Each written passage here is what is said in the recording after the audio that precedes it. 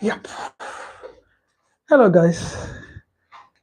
You are welcome to the Chris Echator Mindset Academy. Now, in the Chris Echator Mindset Academy, as usual, we talk about real estate, we talk about education, and we talk about the digital economy. So let us do a quick rundown of what we have said initially in our last broadcast. We did say something like, we said that how can one become visible in life or and in business? Now, we said that there are two places where you can become visible, that you can become visible in life, that is, in captivity, or you can become visible in the city. Because the Bible did say that the labor of the foolish wearies every one of them because he does not know how to go into the city. The labor of the foolish wearies every one of them because he does not know how to get into the city. And he said, my people, that was in Isaiah chapter 5, he said, my people are gone into captivity because they have no knowledge. So now, in captivity, one can be visible. Take for example, he said the poor you will always have with you. How come? If you look all around your immediate environment, you would always see people who lack what it takes, okay, to be a voice in their community. And the wages of the people in captivity is obviously less than the wages of the people that are not in captivity. In every business, you would always see that the people that have specialized knowledge are paid more than the people that have common general knowledge. That is why a surgeon would earn more than a doctor who is into general practice. Why? Because the labor of the surgeon is of more value than the labor of a general medical practitioner. So somebody may ask, break this thing down. What do you mean by I can be visible in captivity and I can be visible in the city? Now, the Bible said, if you have no knowledge, you would go into captivity.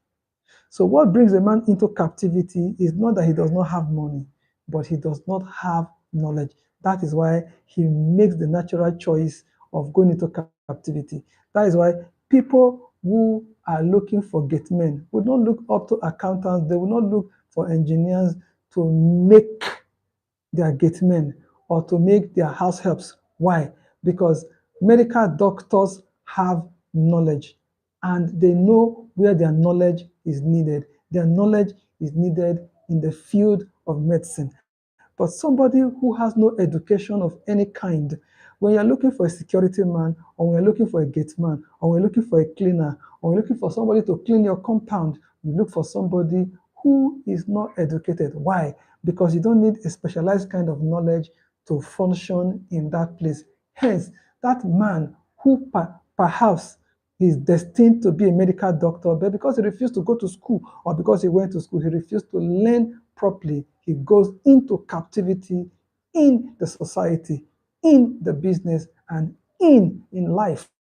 So now, but what we need, remember that cities, towns, and villages are not the same. What makes a city different from a village is the contribution, the facilities that are available in the city. There is electricity in abundance in the city. There is water in abundance in the city. There are good houses in the city. You have police stations, you have army barracks, you have schools, you have all manner of facilities, you have good roads, all right, in the city. And what brought about these things? The labor of the wise is what has brought these things to the city.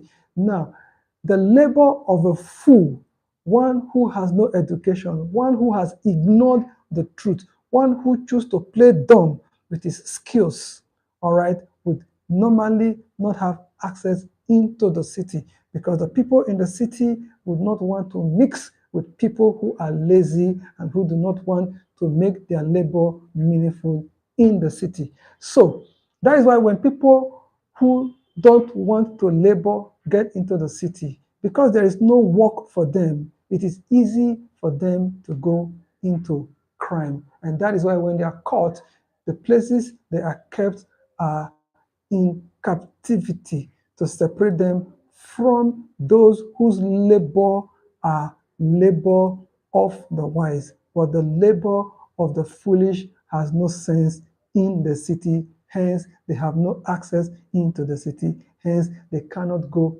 into the city. He does not know how. Why? He has the labor, he has the skill, he has the work set, but he does not have the mental discipline and the moral discipline to function effectively and efficiently in the city.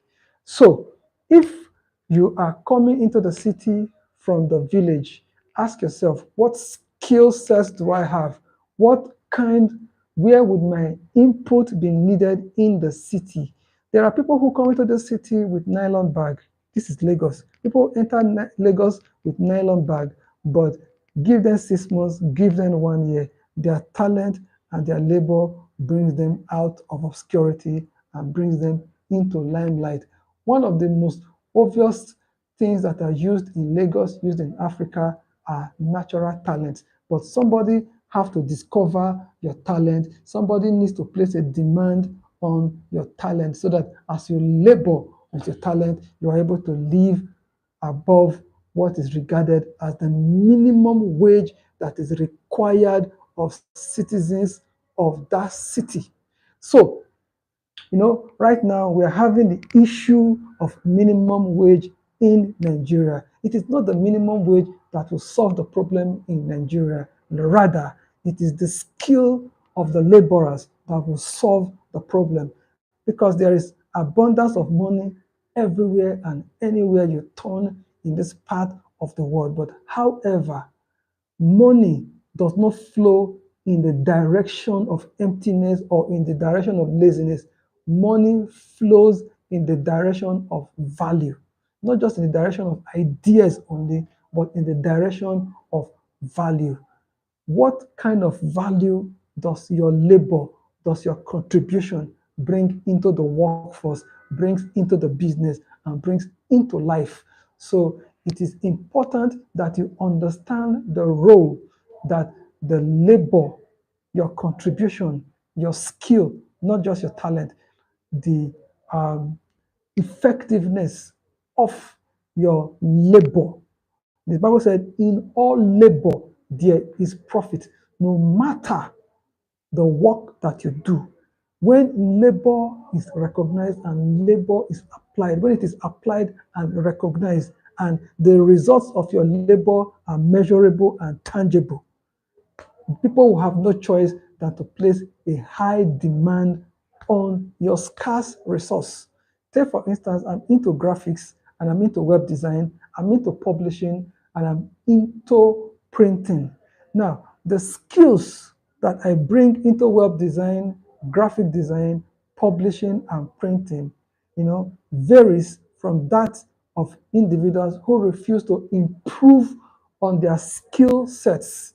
I constantly update myself. I constantly take on challenges and tough assignments that enables me to be able to distinguish and separate myself. So one area, all right, to be visible is on the positioning. How do you position your brand? How do you position yourself? How do you position your skills?